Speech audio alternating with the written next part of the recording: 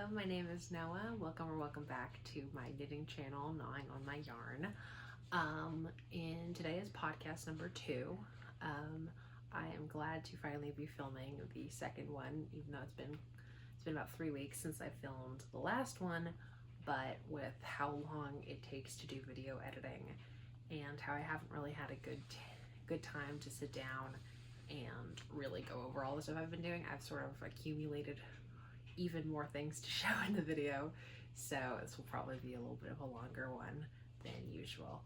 And I want to start with my finished objects. This is my I'm Real cardigan by Wool and the Gang. This was a free pattern on their site for their 15th anniversary, and this is knit up on 5 and 6.5 millimeter needles with bulky weight yarn. I knit this in Cascade 128 superwash, and it's this like purple, like it's almost like a more saturated lavender. I don't know the name of the color offhand, but yeah, I showed this last time and it was still in kind of the same state and they're still not woven in, but I blocked it, so everything's a little bit more even and there's these very nice fold lines from everything. I don't think it did a perfect job evening out all the stitches. I was a little bit worried that the ribbing for the neckband would end up a little bit too stretched out, but it's laying really nice. I really had to trust the process, and that blocking both will kind of overstretch your knits and they will kind of shrink back a little bit as they dry. I have the buttons for this. Now that it's blocked, I will just sew the buttons on and weave in all the ends, then I'll be done with it. And then once it's done, I will have something fun to wear, hopefully in the next podcast. Then the next finished object I have for you is the Snowflake hat by Meredith Watcher. This is something I mentioned in my spring knitting plans video. I knit this almost exactly to pattern. The pattern is also free on Ravelry because it's designed for this very specific yarn, laying Snowflake. As you can see, there are lots of color specks across, like there's white in the dark gray and there is like dark gray in the white. And I really like the color change and how it turned out. I found it kind of hard to get the little specks of like the alternate color to really line up with my exact tension. Even when I was trying to make that pretty consistent, really watching my stitches, they just weren't quite long enough to really go all the way around the 8 millimeter needle. So I kind of gave up after that, and no one's really going to be looking that closely at it anyway, so it's not a big deal to me. And the pattern says to cast on 72 stitches. It's a very loose hat. When I wear it, it definitely like very easily covers my ears and doesn't pinch or anything, which is what I was worried about.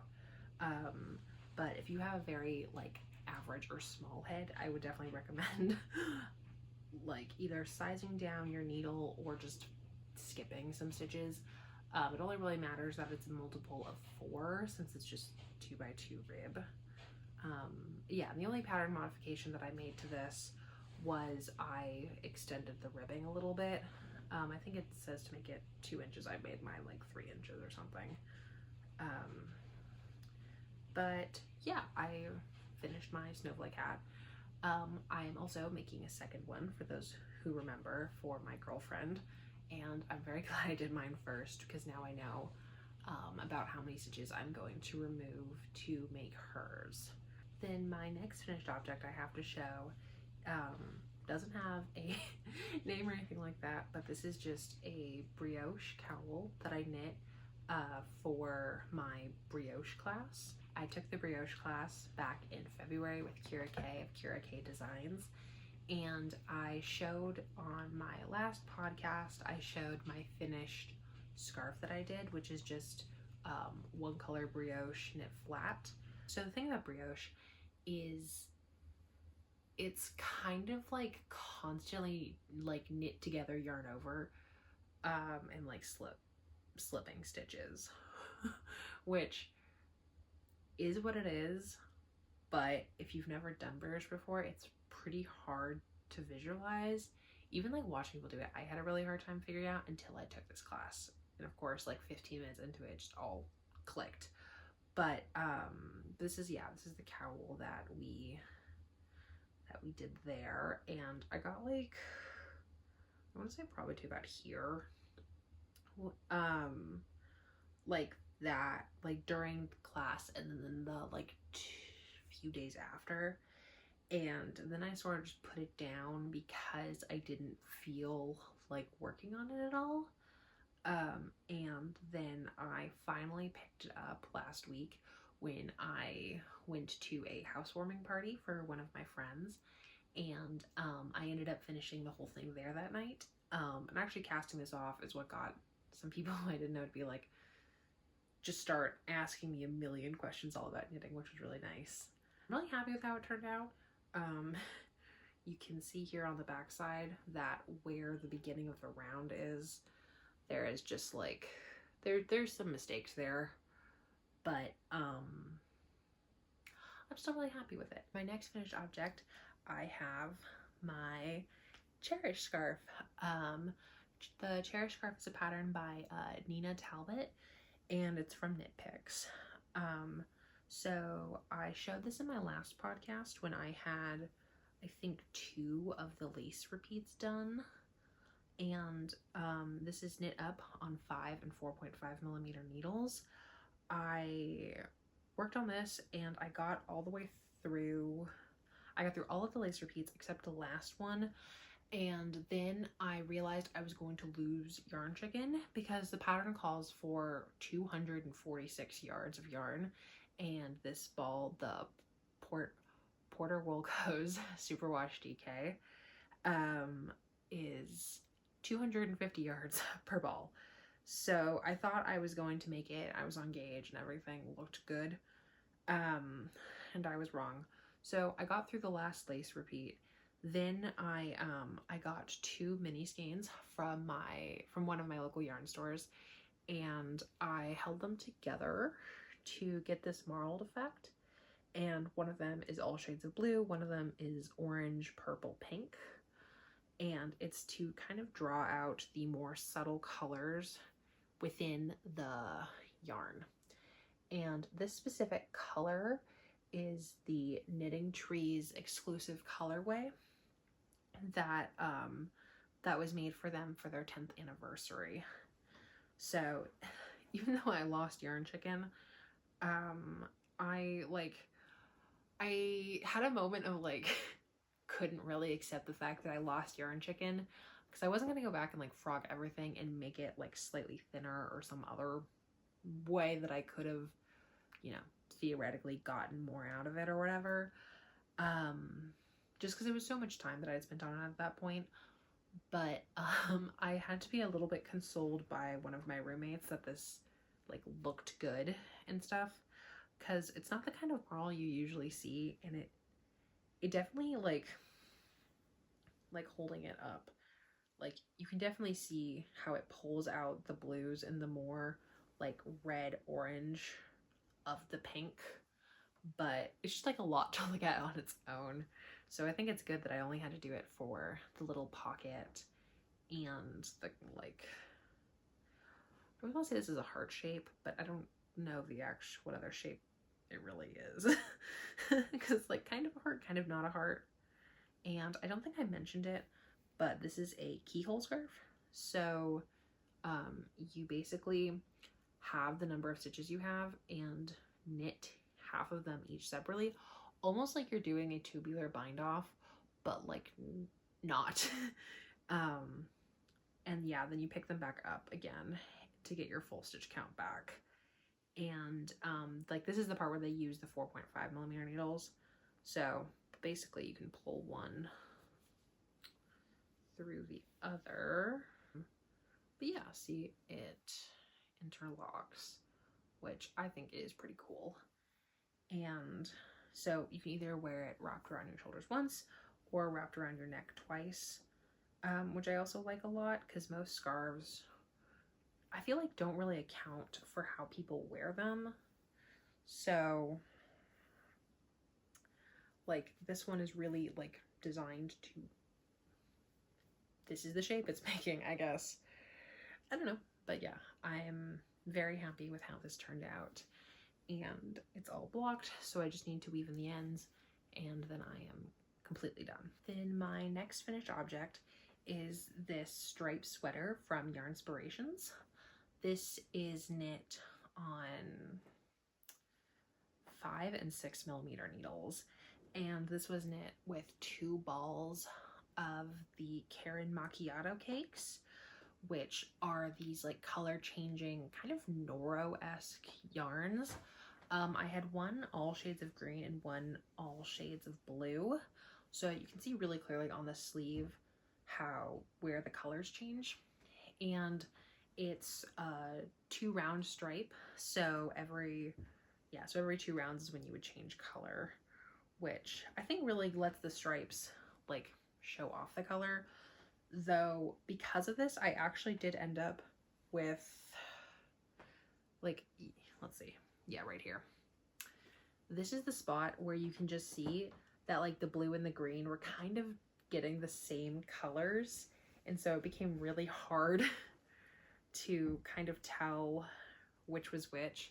I guess this might be a better spot of it, where it just like yeah, it just got really, really close in color. There was one spot where I think they were the exact same color, which was pretty interesting. And I knit this in a size large. I cast it on last October. Is my cat gonna come say hi? Is he gonna say hi? He's gonna rub up against a box. So, but I knit this in a size large, and it was my first raglan sweater actually. I knit most of this back in October, and then I finished the body I think in December or maybe January, and then I did the other sleeve in the same time, and it took until February for me to go and then finish the second sleeve. And then yeah, now it's blocked and ready to wear. Yeah, super easy knit, highly recommend.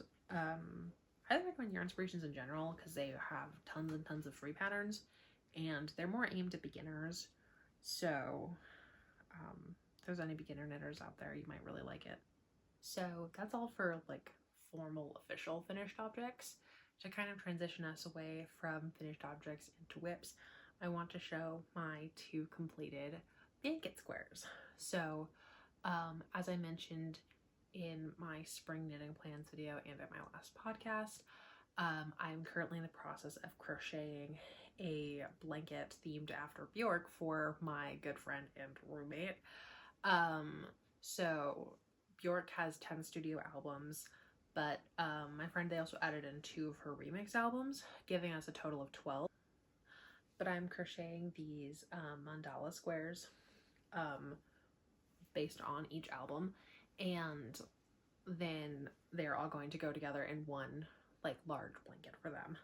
So this one is Post, which is her second album for all of you Bjork heads out there. But yeah, I'll put up a picture of what Post looks like, so sort of like what I was going off of. This is actually her one album I have listened to. I listened to it with my roommate and my girlfriend actually, and I really like the song Army of Me off of it, which is a very basic pick as it is like her most popular song, but it is kind of exactly to my liking, which I think is funny. But so all of the mandala square patterns come from the Lavender Chairs blog website, and they were done for I think either 2016 or 2018 crochet along. That was with 20 different squares. So this one is Medulla, and this one is the Starflower one, I believe. Feeling fairly confident in that. So after these 2, I will have 8 out of 12 done, and so then I just have Biophilia, Telegram, Fusora, and Homogenic left. Yeah, I will also put up a picture of what Medulla looks like so you can see kind of what I was going off of. And then my first actual whip is my Biophilia square. So this is just the beginnings of it. So all of the orange and red is supposed to be kind of like her hair on the cover, and the little blue comes from like the blue eyeshadow she wears. I will also put up a picture so you can see it for reference. Because with these, I've always really tried to look at the color scheme, even colors that are not super prominent necessarily in the album cover, but still add to the color scheme and how those would look on something that's not as like stylized as an album cover. But yeah, I should also mention that all of the squares are crocheted with a 5.5 crochet hook, which is what is called for in pattern. They are supposed to turn out to be about 12 by 12 inches with worsted weight yarn. I use kind of a mix between DK held with lace, worsted held with lace. So mine kind of end up somewhere between the like 13 to 15 inch size, which is perfectly fine because I'm going to add borders to them for actually seaming them together. But yes, Biophilia will hopefully be all done by the time I'm filming the next podcast, along with one other one. I'm thinking I'm going to do Fusora next. Moving on to whips that I mentioned last time. I mentioned that I was almost done with the back of my cozy boxy pullover. It's also a free Yarnspiration pattern. This is crocheted with a 6.5 millimeter crochet hook, and it is done in pieces and seamed. All I had left was this back rectangle or whatever. And so I finished that, meaning now I can seam it all together and then add the collar. This is also crocheted with the Caron Latte Cakes, and I actually know that I think this one is either boysenberry, brambleberry, or rosemary. It's like one of those like three names, and it's one of the colors that wasn't sold in stores. It was only sold online.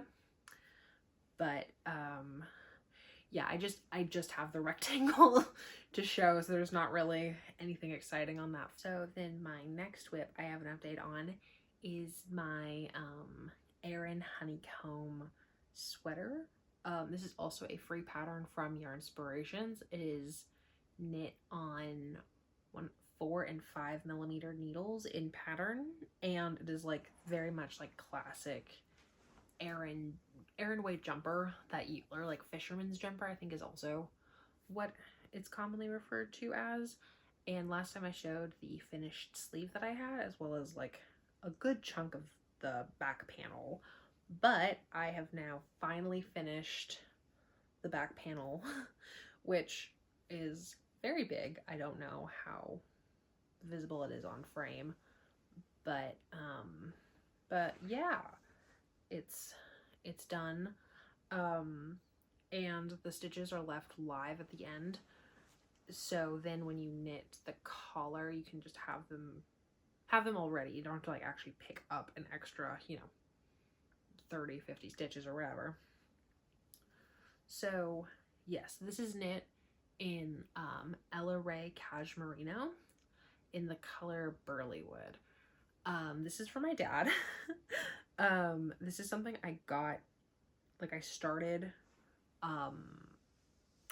almost 3 summers ago, and I was self-drafting a like sweater like this for him, because that's like the only kind of sweater that he wears really. Then kind of fell out of knitting for a while, found a pattern that I liked back last November, which is when October or November is when I started this, and this took a really long time to do. Like, I wasn't constantly working on it, but I remember probably doing about like somewhere like 3 inches of knitting was like 8 hours, which is kind of a lot. Especially because I am actually like making a modification to this pattern and knitting it on 4.5 and 5.5 millimeter needles, specifically for a more open stitch gauge because of where I live. I think that like a sweater that's like super warm is not going to be worn by my dad very much, but something that's a little bit more open will be, because the Cashmerino is like half merino, 1/3 acrylic, and then like 10% cashmere.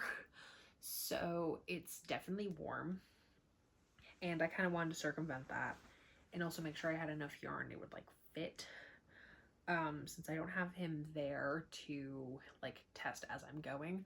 I finished the back panel and I held it up to him and it looks like it'll fit just fine. The raglans seem like a little bit long, but I think it's more just like the arms are just a little bit looser than I thought they would be based on the pattern picture, but perfectly good. I'm very happy with how this is coming along, and I'm trying to finish it by July. So there probably won't be any updates for a little bit until I muster up the courage to cast on the front panel or cast on another sleeve. And then the last thing from last podcast is my modal vest by Barocco. This is where we're at with it so far. I absolutely adore this thing. So I saw a sample for this in one of my local yarn stores as it's promoting Barocco's new yarn Talera, which is 100% llama, and it's a chain knit bulky yarn. And I mention all that to say that I stand corrected. The Talera is a worsted weight chain knit yarn. Still 100% llama though. So I ended up finding this yarn, which is called Palace. It is a discontinued yarn, and it is a bulky weight. So I ended up upsizing in the pattern. I was going to knit like a size 5, I think. Cast it on with worsted weight yarn.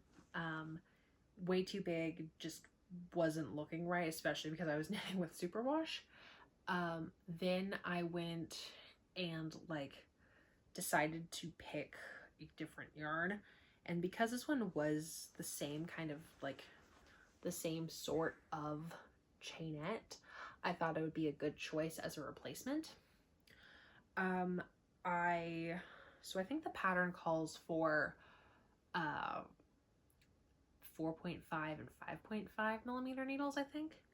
I did 5.5 for the ribbing, and then I did 6 millimeter needles for the body. So, and this is knit bottom up, and it's my first time doing a like bottom up in the round garment, which was pretty cool.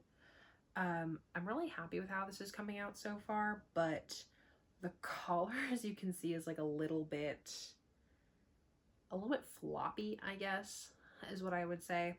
So what I'm gonna do is I'm gonna run a small string of elastic through the very top of it just to kind of cinch up the neck a bit. This is a tip. It was mentioned on Knee Knit's podcast, but apparently it's something that Petite Knit suggests in a lot of her patterns that have folded collars or just really wide collars. And I'd never heard that before, so hopefully that's news to someone else who needs it. Yeah, so I have one of the armholes done, and I just need to do the other one and block it. I also might need to go back with a little needle or a toothpick or something to straighten out some of these stitches, because you don't cable on every row. So you can see like where there's that cross, the stitches right after look a little bit messy, and usually that's not the kind of thing that bothers me really, especially something really minor, but because the whole point of this is that like interlocking crossing X's, I want them to look their best. So I will go back and just manually adjust them a little bit. Yeah, I think that's all I have to say about this. This should be done by next podcast because I really want to wear it. I've tried it on and I love the fit. Again, I just need to get the little string of elastic for the collar, and then I'll be all ready. So my next whip is something that I did not show last time, but something I've been knitting for a bit longer than that. This is my emotional support chicken. Her name is Dolly PartHEN, and she is not all the way stuffed. So she's not looking so good from the back, but from the front, I think she looks pretty good. So the emotional support chicken is a pattern from the Knitting Tree, and I got this as one of their kits in store when I was down in Los Angeles for the SoCal Fiber Fest last November. It's also where I got the yarn for my Cherish scarf. So yeah, this is one of their patterns and like the thing that they're most well known for. And this is knit on 4.5mm needles. And the yarn and everything else came with the kit, and the kit comes in this like super cute like bucket of chicken pretend bag or whatever, and I really like all the little attention to detail that went into it made me really like it. And it's also why I think it'd be a really good gift for another knitter you know, because I've never knit anything like amigurumi or even crocheted anything like that really, but this is a pretty like beginner friendly pattern in that sense, where it's like if you basically wrap and turns are the hardest thing that you do the entire time, and everything else is like very straightforward. So as long as you know how to do that, like plus you know the basics of just knitting. But yes, so my goal originally with this was to stuff it completely with all the yarn scraps I've built up over the past few months, because I've been like avidly collecting them and creating little piles all over my apartment.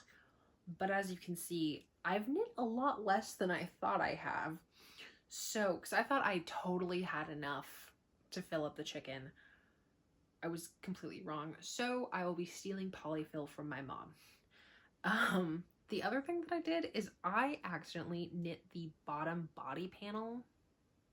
There we go, bottom body panel with 5.5mm needles instead of 4.5, because I just grabbed them off the table and started just knitting it when I was in the library and I was reading and I wasn't really looking, and I was like, nor did I have the actual chicken on hand because I was in the library. So I just completely finished it, started sewing it together, got this far, and then realized, oh shit, I think this is a little bit too long for the chicken. So what I'm doing now is I'm basically like kind of scrunching it. I have no idea how to show this well, but where there's a little bit of like a bulge here or whatever, where I'm basically picking up like, instead of one here, kind of doing one here to one here, and then like going back from this side to the same spot to try and get it to work. As long as it's not so long, I can't get it all the way back, I'm not really worried. If my chicken happens to be a little bit bigger than other chickens, that's okay. She is perfect the way she is. Yes, so I'll be stealing some polyfill. Then she should be stuffed and ready to emotionally support me through finals. Yes, highly recommend. Also, really good stash buster for just random worsted weight acrylic you may have. Cannot recommend enough. Just giving my chicken some screen time. And I guess before I get into any actual new cast-ons from the past 3 weeks, I would like to kind of take an aside to show this. So I got a drop spindle and fiber a few months ago, and I hadn't really decided, like, I hadn't felt like it was quite time for me to really sit down and be like, today is the day I'm going to learn how to use my drop spindle. But like a week ago, it was. So I got this braid from the Knitting Tree's Rhinebeck West event that was the same weekend as the SoCal Fiber Fest. This is way too much fun to just wave back and forth. But, and this is from Goodie Supply. So I have never spun before. I watched one video on YouTube because mine is, I think it's called a bottom whorl and not a top whorl. Most of the ones that I see online are top whorls, meaning that this part is up higher and there is an actual like hook to run things through. There is no hook. I am doing half hitches to like hold the yarn at the top at this little like notch, which is why I have a binder clip on here, so my little bit of free fiber that I will rejoin to doesn't just completely come undone. I've had a little bit of a time. There's been many instances of like spinning it, like thinking I've got this. The fiber breaks or came at a hook, and I would just go fuck super loudly in my apartment because I just dropped this on the ground, and I would just like, I kept like startling myself almost, because I was like, I'm not even someone like, I'm not one to do some big motion and then also say something really loud after, I guess. That doesn't make any sense. But just sort of like, the dropping something usually wouldn't make me react, I guess is what I'm trying to say. And yeah, some parts of this is definitely very thin and like really good thickness for like a single that you do like multiple plies with. Some of it, as what is like wrapped around here, is like a DK weight. There's a big amount of variance, and there's some spots where I kind of like the fiber all just pulled too tight together and was already kind of being twisted a little bit by twist lower down, and then I couldn't really pull it apart very well, so I would just like go screw it, spin past it, and that's how I've created little like extra thick parts. Considering it's my first time, I don't think it's going that badly though. It's yarn. That enough should be like, it's a success. And I've been seeing a lot of posts on r/hand spinning and trying to like just absorb as much advice and tips from them as possible. This is about 1/8 of the braid that I got, so my plan is to spin up half of it on here and then ply that with the other half, which will probably give me like a pretty bulky yarn, or definitely like bulky in some parts. But I really like the way that yarns like Spin Cycle or Feederbrook Entropy or whatever like look with that like changing colors and like multiply yarn that changes colors basically. And the idea of like hand spinning my own is really, really cool.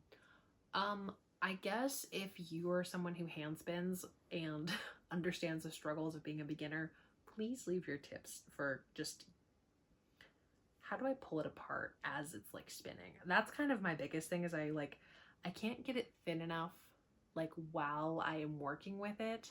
I have to stop, thin it out, and then also make sure that that isn't like doesn't get pulled before it gets twisted. This will make no sense to people who've never spun before. And maybe people who do spin might also be like, I have no idea what they're saying. If you have any tips for a beginner, I would be very, very happy to hear them. Yeah, that's all I have for spinning. I only have one other fiber other than this one. I have this like neon green that I'm looking forward to spin hopefully into a fingering weight single that I can knit with the strand of mohair that I got for it. So this is like the practice to that. My first new cast on is my second Alice in Wonder bag, which looks like this. I showed my first one last time. The Alice in Wonder bag is a pattern from Wool and the Gang, and I crocheted it last time, and I showed it that I did it to pattern. This one, instead of doing it with a 12mm crochet hook, I'm doing it with a 10mm crochet hook. Just because I was having the problem of things kind of falling out of my bag, like pencils or knitting needles. And while I don't think this completely mitigates the problem, I think it being a little bit tighter just will make it a little bit easier. So, because I have a lot of their, jersey yarn, which is like what this is. It's made from t-shirt cutoffs. So I have like a bunch of different colors, but only like one of each color. And this yarn comes in like 500-gram cones that have 200 meters on them. I'm like thinking about it, and I don't remember what the label says, because most of mine also don't have labels on them anymore because I got them like so long ago. But I have this like nice yellow that I'm going to use for the top half of this, and the handle, I might modify the handle a little bit or do something different, but yeah, I did this all in one sitting. Like, I think it took me maybe an hour to 2 hours to crochet this all up. I was on a grind, and then I could not find the yellow to like continue, because it got put under another project. So I was like, I'll come back to it, and I haven't touched this for 2 weeks. But, you know, recording these videos make me a lot more motivated to go touch something that I would otherwise just ignore for 6 weeks. I'm like, maybe someone wants to see an update on this. Even just like one person. I'm like, I have to do it for them, for that one person. No one else. So yeah, to the one person who wanted to probably see me knit another one, crochet another one, this is for you. My next new cast on is something I mentioned in my spring knitting plans. This is my Rizzo tee by Claire Jackson of Perfectly Knotted. And this is knit on 5mm needles. So I mentioned in that video that I wanted to, that I like was going to modify the neck and do this picot cast on, which I did instead of the folded rib. But I also said I wanted to take this like kind of raspberry color and do the raglans in that color and just sort of like like bad intarsia, I guess, my way into like getting them to do that.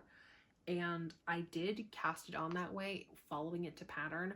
My neck ended up way too big. Like this, like when it like sits out, is like a pretty wide neck, but this is cast on with the smallest number of stitches for the smallest size in the pattern. And then I just increased a lot on the increase round to put it at the correct size. I'm knitting at a size, it's like 36 inches or whatever, because it says to pick one that is like 5 to 10 inches smaller than your actual bust circumference. And I didn't actually finish all of the increases. I stopped before doing the last 5 rounds of increases, but I didn't want it to be so big that like the shoulders would kind of be pulled down, or like would be bunching up because of how long the raglans are. And like I checked this on and it fits perfectly good. Plus I cast on extra stitches for the sleeve. So I'm not too worried about it. I think it'll look just fine. And I am super, super happy with how this is coming along. The raspberry color is the Islion brand 24/7 cotton. I don't remember the color. And then the yarn that I'm actually knitting this up in is the Cascade 220 Superwash Wave. So it's, like I said previously, it is a multiple ply color changing yarn. So all of the striping that you're seeing is just, that's all the yarn. That's all that's happening there. And what I'm going to do is, I thought they started and stopped at the same part in the color repeat. That was not accurate. The actual color change is like right here from this like yellow green to the pink. Because I finished off my first ball and then realized none of my other balls start at the exact same spot. So what I'm going to do is, I think like I have one that starts at this like yellow, pink, purple section. When I get to that section on this ball, so I'm like pretty close to the end, I will start alternating skeins. So that way, maybe that section is a little bit longer, but then it will transition more seamlessly into the next one. Not that I think this is a super obvious transition line, I just figure might as well make it look really nice while I'm at it. So then my next new cast on is the Soar Scarf. I don't remember the pattern designer, but I will put it up here. And I don't remember the pattern designer because I actually have a paper copy of this pattern. This is the pattern that I got from Uncommon Threads. I won their like daily raffle thing for the Bay Area Yarn Crawl last month.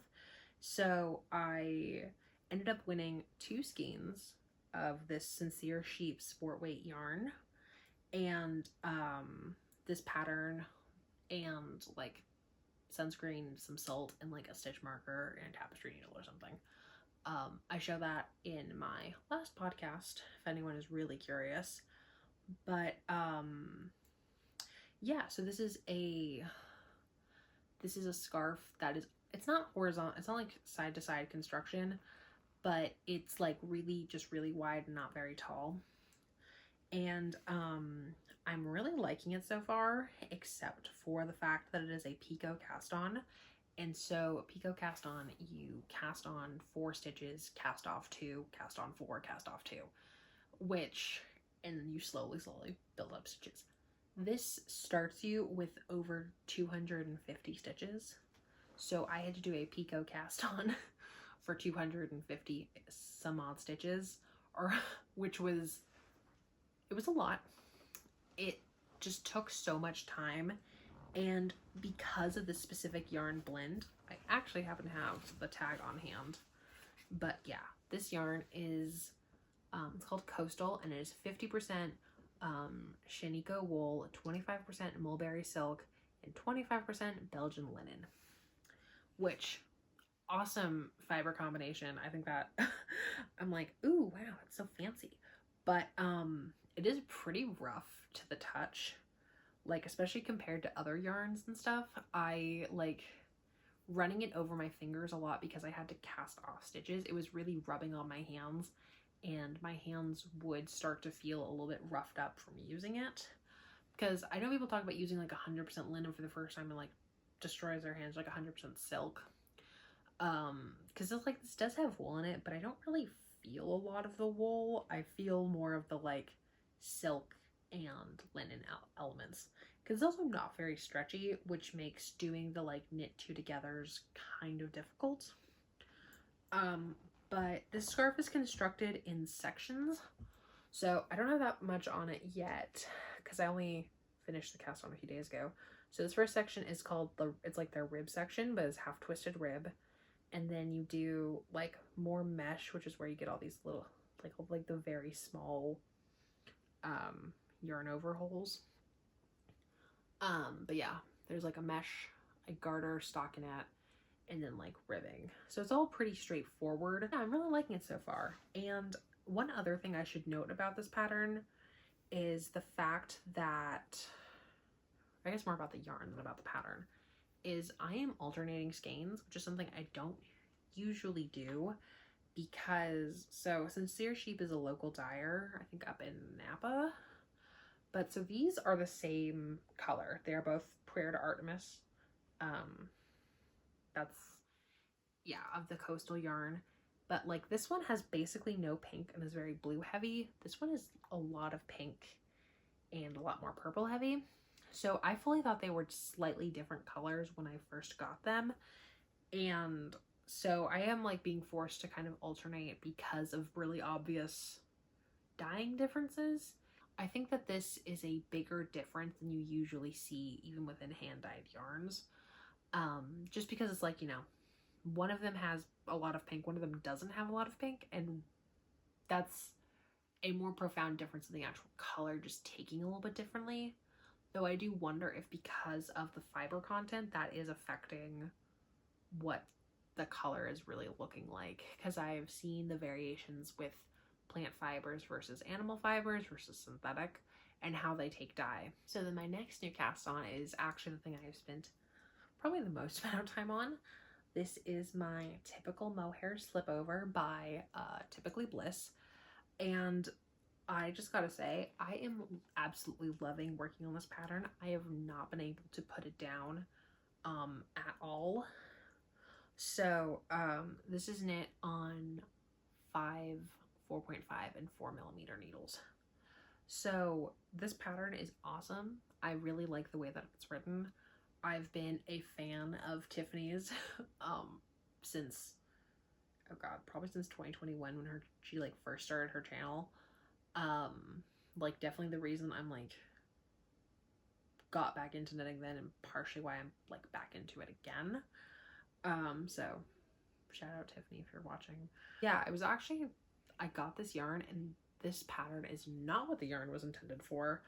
I was going to knit the Rosemary Sweater by Joan Ho, but I looked at the yardage and I thought it was 3 strands of lace all held together instead of 2 strands. I don't know why I thought that. I just got it in my head that that's what it was. So I was like, okay, I want it to be a little bit less airy than that. So I'll just do a fingering and then 2 strands of lace. So my poor sad ball of yarn. Then I got a fingering weight Zabra ball, which is kind of, again, like multi-plied color changing yarn. Like this is the yarn that I've been like the most obsessed with recently, and will definitely be knitting another garment out of pretty soon. And this yarn changing colors is where you can see like this subtle color variegation, where little bits of yellow, little bits of dark blue, purple, white, pink, so just whatever is most prominent. And I'm really, really, really happy with how it's looking. But the other yarn I got for it was the Malabrigo Silk Paca. This is a lace weight yarn, and it's honestly pretty nice as an alternative to mohair. I think it definitely still softens the work and gives it some structure, but it doesn't like create a super, it has no halo to it, which for some people that is the appeal of mohair, but some people I know don't necessarily want their mohair taking away from the main yarn that they're using. And the other lace that I got was this Uma by I want to say Amano Yarns. So I got the Uma, which was like not like expensive for a mohair, but it wasn't like a cheap mohair.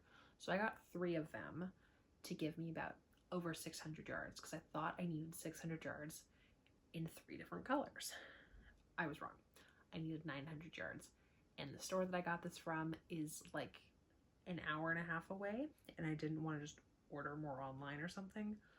So I ended up changing patterns, and I ended up getting one of the few yarn acquisitions for this episode is this Surrey Strauss from Plymouth, which is another good mohair alternative. It is Surrey and nylon, and it is remarkably cheap. Like I got it $7 a ball for 275 yards per 25 grams. So anyone who's looking for cheap mohair alternatives, I got you. So then the last new cast on is also a good transition to acquisitions, as the yarn for it was newly acquired.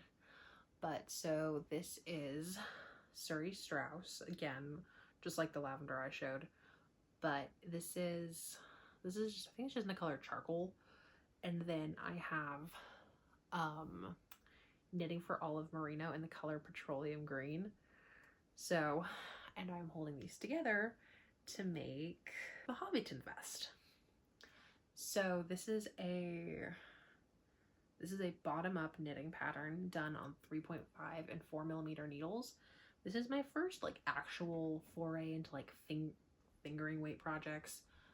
It's fingering held with a lace, but it's like I think like the actual pattern says it's like fingering plus lace equals fingering. So it is slow growing, inspired by 1940s wear. So I have just done the little splits for the armholes, like you can see, just very, very small. But this pattern is like a faux vest or whatever, so it's basically a slipover with buttons on it. I'm modifying it to have an actual button band, which is why I'm knitting it flat instead of knitting it in the round, especially because this is a seed stage. There's no real benefit to knitting in the round as opposed to knitting flat. And I am just about to start the v-neck on this little front piece right here. So I've done a couple little decreases right here, and I'll start them on this side, and which means I am like kind of in the home stretch. I have been vlogging, like recording little bits of me vlogging this, so I will have a more dedicated video that's really talking about all of my woes and such through it. I only joined the 2 new balls of yarn pretty recently, like a few rows ago. So I'm very happy with the progress made. I don't think this will be done by next podcast, or by the filming of next podcast, I should say. But I think it'll be pretty close. I probably won't have mustered up the courage to do the button band, but I can say pretty confidently at least one of the fronts, if not both, will be done. Then I have a few other acquisitions that have not immediately been cast on into projects. So what I'm going to start with first is what I got. I think actually this is what I got first. So, but this is Playful Day Yarns NSWDK. So, and this one is in the color Dove Gray, and the other one is in the color Spruce. I got these from Uncommon Threads because, so Playful Day is a local dyer, and Uncommon Threads is one of 2 stores in the Bay Area that stocks them. And as a part of the Bay Area Yarn Crawl, they gave $10 off coupons for any next purchase. So, and this yarn is a little bit like on the fancier side, so I decided to treat myself to it. They had a triangle asymmetrical, I should say. I thought it was brioche. It's actually half fisherman's rib scarf that uses exactly like 2 balls of this. And I saw it when I went in there for the yarn crawl, and I have not stopped thinking about it. So I ended up going back and getting these 2 for it, and I am so excited to cast this on. But I try to limit how many like accessories I'm knitting all at once, and so I did just finish my cherished scarf, and I don't think I actually have any other scarves on the needles right now, but this might not be cast on immediately, since while I'm very excited, I don't necessarily think that it's more important than what I've already started, I guess.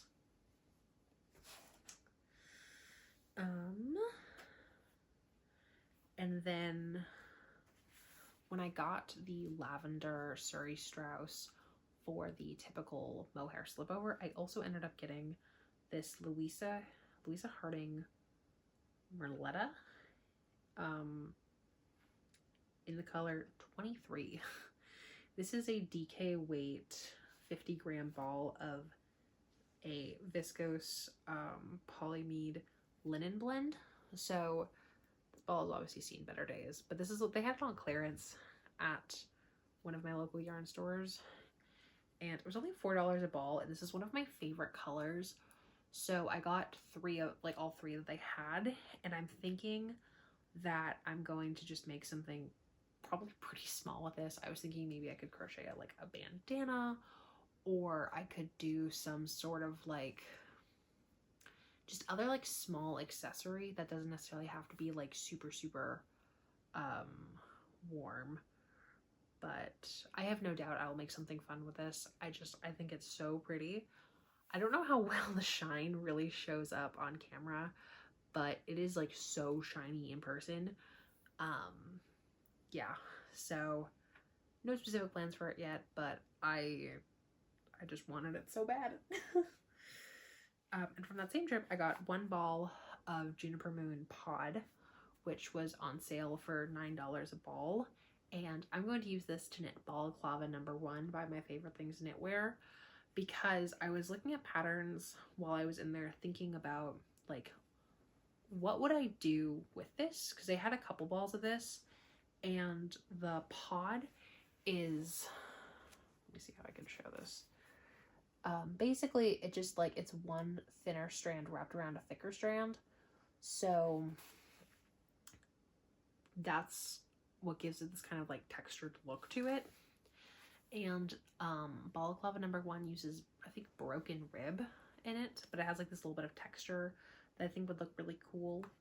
And also I really like a good balaclava.